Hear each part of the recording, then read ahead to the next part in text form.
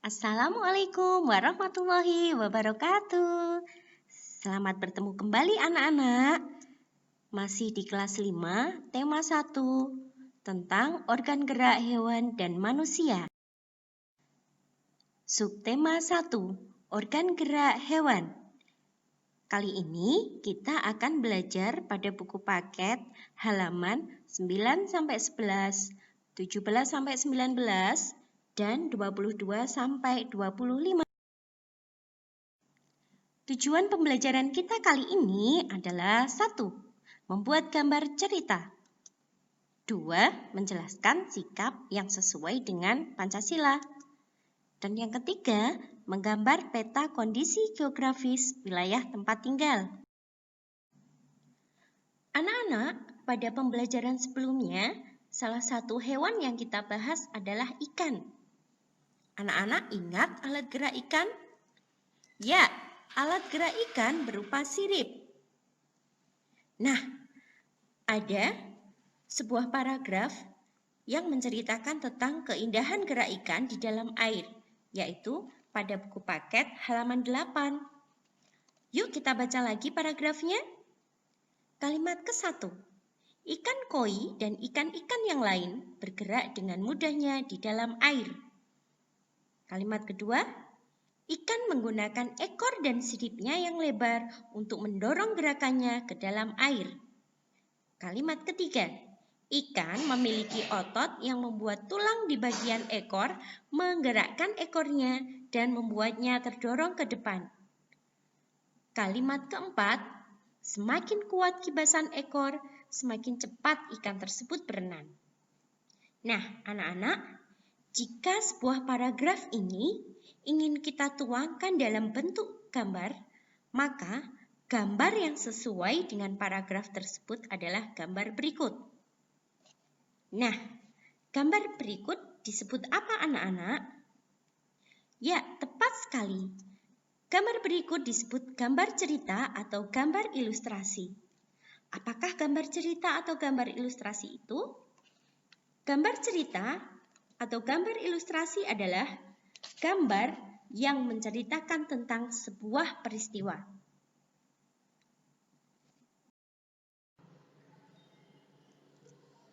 Sekarang kita akan belajar macam-macam gambar cerita atau gambar ilustrasi. Yang pertama adalah seperti ini anak-anak, yang disebut dengan gambar realis. Gambar realis adalah gambar yang dibuat sesuai dengan kenyataan atau keadaan yang sebenarnya. Jadi misalkan kalau kita ingin membuat wajah manusia, maka gambarnya akan terlihat seperti aslinya. Berikutnya adalah siapa ini? Ya, Mr. Bean. Lucu sekali ya mukanya. Nah, gambar seperti ini disebut dengan gambar karikatur, yaitu gambar yang dilebih-lebihkan.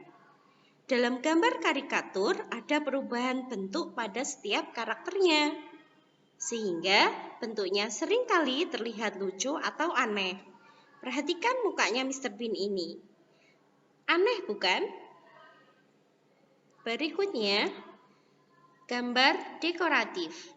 Gambar dekoratif adalah gambar yang dibuat dengan tujuan untuk memperindah atau mempercantik gambar.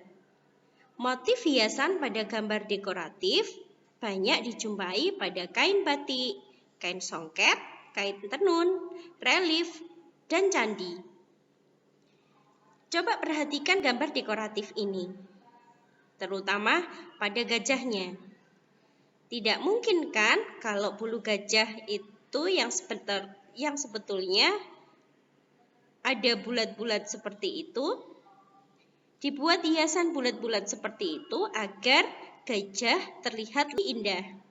Nah, gambar yang seperti ini tadi yang disebut dengan gambar dekoratif. Berikutnya adalah gambar kartun, yaitu gambar yang mengandung humor. Gambar kartun terlihat lucu dan mengandung tawa. Contoh kartun sangat bervariasi, bisa berupa manusia ataupun hewan.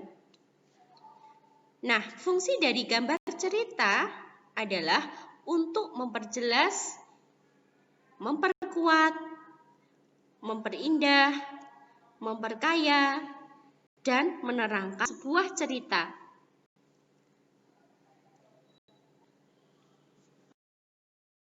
Anak-anak, setiap orang itu bisa menggambar sendiri-sendiri sesuai dengan seleranya. Aku mau gambar jenis dekoratif, mau menggambar jenis relief, boleh, terserah. Dan apapun hasil kreasi teman-teman kalian, itu harus kalian hargai.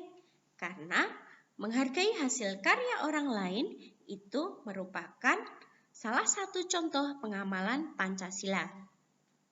Masih ingat anak-anak bunyi Pancasila dan lambangnya? Ya, Pancasila, sila ke-1, ketuhanan yang Maha Esa, dilambangkan dengan bintang. 2, kemanusiaan yang adil dan beradab, dilambangkan dengan rantai. 3, persatuan Indonesia, dilambangkan dengan pohon beringin. 4, kerakyatan yang dipimpin oleh hikmat kebijaksanaan dalam permusyawaratan perwakilan, dilambangkan oleh kepala banteng. Dan yang kelima adalah keadilan sosial bagi seluruh rakyat Indonesia. Pancasila itu memiliki fungsi. Fungsi yang pertama dari Pancasila adalah ideologi negara. Maksudnya yaitu sebagai cita-cita dan tujuan bangsa. Fungsi berikutnya yaitu sebagai dasar negara. Maksudnya adalah sumber dari segala sumber hukum di Indonesia. Berikutnya, sebagai pandangan hidup bangsa. Artinya, menjadi acuan dan pedoman dalam penyelenggaraan negara.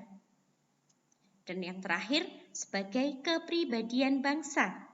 Artinya, yaitu sebagai jiwa sekaligus pandangan hidup rakyat Indonesia.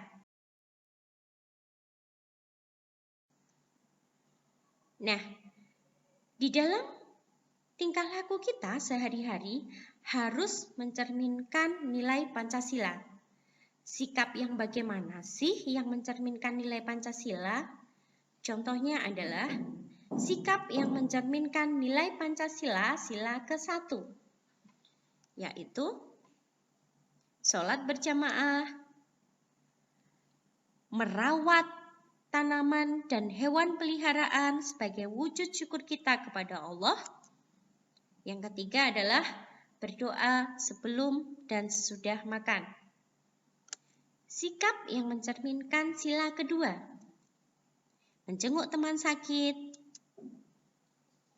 menolong teman. Sikap yang menunjukkan Pancasila sila ketiga, berteman dengan siapa saja, tidak membeda-bedakan suku, mengikuti upacara bendera. Dan yang ketiga adalah mengikuti kerja bakti. Pengamalan Pancasila sila keempat, bermusyawarah, voting. Sila kelima, rajin menabung dan bekerja keras. Anak-anak menjaga kebersihan lingkungan rumah juga merupakan pengamalan Pancasila loh. Anak-anak juga harus tahu bahwa rumah kita dan lingkungan rumah kita bisa digambar di dalam kertas loh.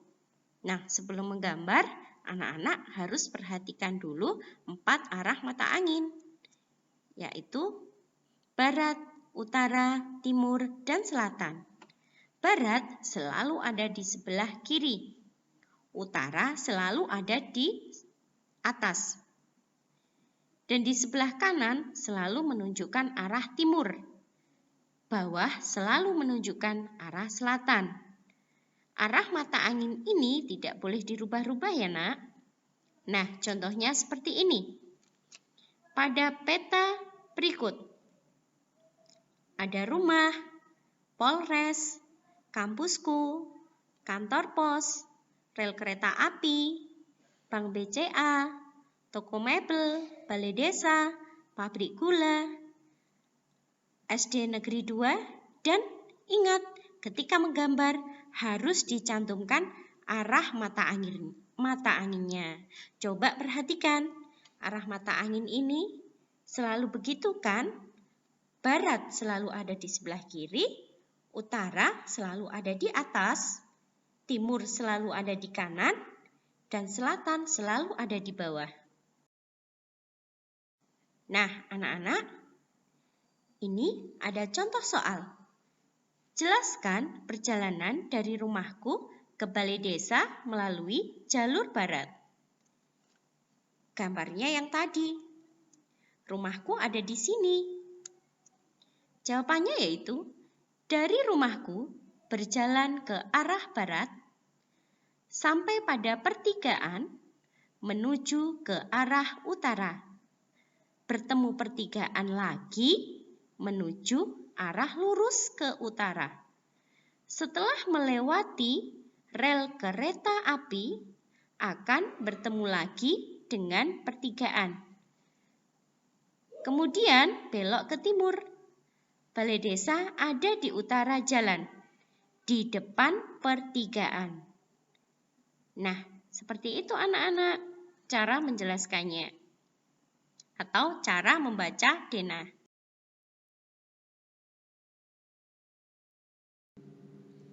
Demikianlah tadi pembelajaran kita pada kelas 5 tema 1 subtema 1. Ustadzah akhiri, terima kasih.